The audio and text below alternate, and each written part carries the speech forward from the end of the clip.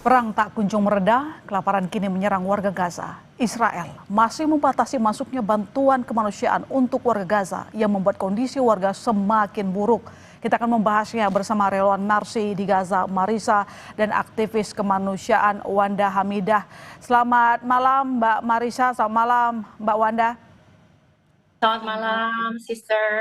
Ya, saya ke Mbak Marisa terlebih dahulu. Mbak, bagaimana kondisi krisis pangan yang melanda Gaza yang membuat kelaparan akut di Gaza? Informasi terakhir apa yang Anda dapatkan? Karena dari yang saya baca dan keterangan bahkan ada yang tewas karena kelaparan. Ya, benar sekali Mbak Sister, kasus kelaparan di Gaza saat ini sangat memprihatinkan.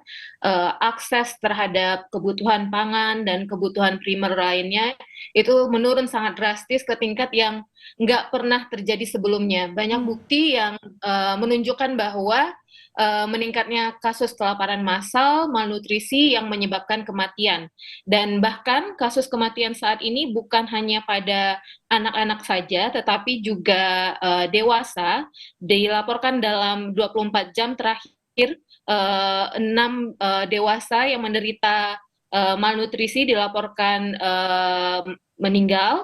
Kemudian total kasus kematian yang disebabkan oleh malnutrisi hingga saat ini ada 175 dan 93 diantaranya itu adalah anak-anak. Hmm. Jadi kasus malnutrisi di Gaza saat ini, walaupun dikatakan bahwa Israel telah menerapkan yang namanya tactical pause, itu humanitarian pause dari jam 10 hingga jam 8 malam untuk mengizinkan masuknya bantuan kemanusiaan, akan tetapi ini tidak sangat belum mengatasi masalah kelaparan di Gaza karena ternyata jumlah bantuan yang masuk ke Gaza pun itu sangat minim sekali. Per tanggal 1 Agustus ini hanya ada berdasarkan laporan yang kita terima dari lapangan hanya ada 36 truk yang memasuki Gaza, ya sedangkan yang dilaporkan oleh Israel atau pihak Kogat yaitu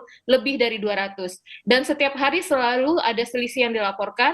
Per Hmm. tanggal 31 Juli hanya 104 truk yang masuk, kemudian yang dilaporkan Israel juga 210. Ya, Jadi ya. selisihnya hampir 100 hingga 200 lebih. Oh, Dan bahkan untuk susu formula hanya baru diterima dalam jumlah sangat terbatas, itu pun dari airdrop Jordan. Begitu hmm. Mbak. Ya, nanti saya ke Mbak Marisa lagi. Sekarang saya ke Mbak Wanda. Mbak Wanda kan kemarin katanya ke Mesir begitu ya. Sejauh itu apa Ya, yang Mbak Wanda rasakan di lapangan? Apakah memang sesulit itu untuk masuk ke kawasan? sangat sangat sangat sulit gitu. Hmm. Saya nggak mengerti sampai hari ini kenapa dunia hanya diam saja dan Hmm. pemimpin-pemimpin dunia membiarkan genosida yang terjadi di Gaza ya. Seluruh pemimpin dunia, tidak cuma negara-negara di Afrika Utara aja, tetangga-tetangganya Palestina, Jordania, Uni Emirat Arab, Arab Saudi, termasuk kita juga Indonesia. Kenapa saya bingung dan berpikir kenapa miliaran penduduk dunia dan ratusan pemimpin dunia membiarkan genosida yang sampai detik ini masih terjadi di Gaza dan Hmm. membiarkan international laws ya dikencingi oleh Israel, begitu bahasanya ya. Saya nggak menemukan lagi bahasa yang lebih keras dari itu. Seolah-olah bahwa Israel, Zionis Israel ini above the law gitu, dan kok bisa kita membiarkan ini terjadi, ini di luar nalar dan di luar akal sehat saya sebagai manusia gitu, masih dibiarkan sampai detik ini terjadi. Ya, 2 minggu lagi ke Yordania. Apakah sebelumnya nanti akan ada aksi kemanusiaan yang akan dilakukan, Mbak Wanda? Aksi kemanusiaan untuk dilakukan juga sangat-sangat sulit, Mbak, Hmm. kalau tidak ada intervensi militer gitu ya. Kita mungkin yang ada di lapangan sekarang, teman-teman kita dari Mercy aja sampai detik ini susah untuk masuk ke dalam Gaza kalau tidak gitu ya, kalau tidak pemimpin-pemimpin dunia berkumpul dan melakukan militer Hmm. intervention untuk membuka uh, blokade Ya. yang terjadi ya membuka blokade. Kalau enggak susah juga mau masuk ke dalam Gaza, yang kita susah juga memberikan bantuan. Selama Ya. ini kita menghimpun bantuan seperti tadi dibilang dari Mercy mengatakan bahwa ya memang yang dilakukan Zionis Israel kebohongan satu dengan kebohongan terus-menerus, kita dijejali dengan kebohongan-kebohongan yang mereka katakan bahwa sudah ada bantuan gitu. Tidak ada bantuan, dan kalaupun ada bantuan itu merupakan jebakan kematian untuk rakyat Palestina. Jadi nggak ada bantuan. Bantuan itu jebakan kematian buat rakyat Palestina. Mereka disuruh berebut dan kemudian ditembaki. Dan lagi-lagi Ya. ya saya nggak paham kenapa kita masih mau dan masih bisa mendengarkan perwakilan-perwakilan Israel berbicara, sementara yang selalu keluar dari mulutnya adalah kebohongan, dan yang kita lihat di mata kepala kita sendiri adalah mereka kelaparan, dan kematian. Saya tidak melihat satupun ada penduduk Gaza yang bisa makan dengan lahap hanya untuk satu kali saja gitu. Dan benar tadi dikatakan bahwa hanya beberapa truk yang bisa masuk, dan beberapa truk yang bisa masuk juga di berita mengatakan, dan saya lihat sendiri dari memang kami punya teman-teman yang saat ini di Palestina, teman-teman Palestina yang secara langsung memberitahukan kepada kami bahwa ketika diberikan bantuan pun itu adalah sudah diambil oleh misalnya sekutu-sekutu penjarahan Zionis penjarahan yang Anda maksud. Penjarahan dan dijual dengan harga, bukan diberikan secara cuma-cuma, dijual dengan harga 1000 kali lipat gitu. Itu kan bukan bantuan ini ya namanya. Dan tampaknya praktik yang dilakukan seperti informasi rekan Anda di Palestina lah yang membuat juga mengurangi jumlah bantuan yang terdistribusi ke masyarakat Gaza. Begitu ya Mbak Marisa. Kalau kita lihat, apakah Anda bisa menyimpulkan dari sekian banyak bantuan yang harusnya masuk, berapa banyak yang bisa memenuhi kebutuhan warga Gaza, atau bahkan terjadi memang sangat kurang dari yang dibutuhkan? Sehingga yang kami lihat di layar kaca selalu laporan dari sana Mbak Marisa, itu selalu rebutan soal makanan. Ya, benar sekali.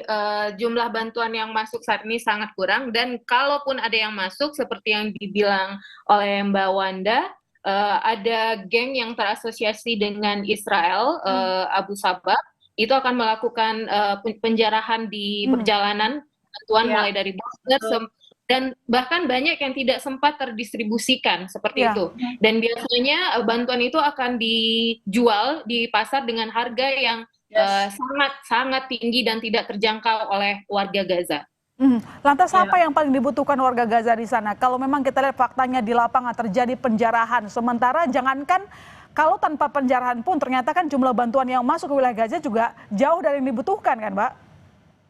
Masih jauh, even not like one drop in the sea. Mungkin nggak sampai satu tetes air dalam lautan pun nggak mencukupi. Yang dibutuhkan apa saja mungkin selain makanan Mbak di sana? Mbak Marisa? Ya, hingga saat ini yang telah kita saksikan di sosial media ataupun di yang kita dengar dari teman-teman yang memiliki teman di Gaza, bahwa bantuan makanan itu sangat susah sekali, dan mereka terpaksa karena tidak ada opsi lain selain mekanisme distribusi yang diterapkan oleh Amerika, Israel, yaitu melalui GHF yang telah mengakibatkan lebih dari 1000 kematian dan 10.000 terluka. Jadi ini merupakan kondisi yang sangat tidak normal. Orang harus bertaruh nyawa hanya untuk mendapatkan makanan dan kebutuhan basic life-nya. Jadi ini bukan hanya perang, kita bisa simpulkan di sini ada bahkan laporan juga menunjukkan ada bukti bahwa kasus kelaparan ini adalah sesuatu yang direncanakan dan sistematis. Dan ini memang sebenarnya human-made service. Ya, ternyata di sini ada pernyataan Anda juga Mbak Wanda tadi mengkritik PBB juga yang tampaknya diam saja 1000 bahasa membiarkan kelaparan terjadi di Gaza. Saya ke Mbak Wanda. Mbak Wanda, fakta yang kita temukan bahwa lembaga internasional diam saja. Lantas apa yang bisa dilakukan oleh masyarakat Indonesia untuk membantu saudara kita di Gaza? Singkat saja, Mbak. Ya, kita harus menekan pemerintah dong untuk mengirimkan intervensi militer dong, ya kan? Sekarang semua cara udah dicoba, dari negosiasi sampai diplomasi. Israel sangat merasa above the law, nggak bisa enggak untuk seluruh dunia, untuk membangunkan pemimpin seluruh dunia intervensi militer untuk membuka blokade, karena sudah tidak bisa lagi dengan cara-cara yang bukan militer. Jadi kita harus memaksa memukul mundur pasukan dan kemudian membuka blokade. Kalau hari ini 500.000 orang warga Gaza meninggal dunia, dibunuh, dibom, dan kemudian dilaparkan, mungkin 1 minggu lagi, apa kita harus menunggu 1-2 bulan lagi sampai kemudian 1 juta atau 2 juta manusia warga Palestina kemudian meninggal semua karena genosida gitu. Jadi saya nggak memahami dan nggak masuk nalar saya bahwa pemimpin dunia membiarkan ini, padahal kalau kita lihat di seluruh dunia, rakyat di seluruh dunia tidak ada yang menginginkan genosida ini terjadi, termasuk mereka negara-negara sekutu